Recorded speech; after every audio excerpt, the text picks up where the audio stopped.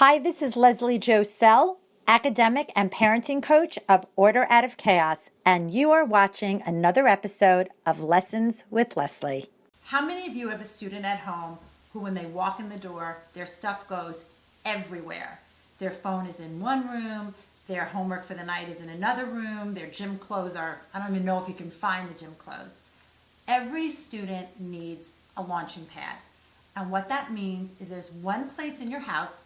It could be by the front door, it could be in a mudroom, it can even be in your student's room.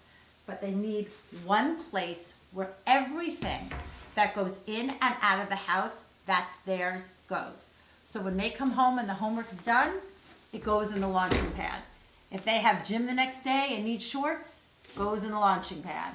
If they have play rehearsal the next day, you got it, in the launching pad. Even their phone can go in the launching pad.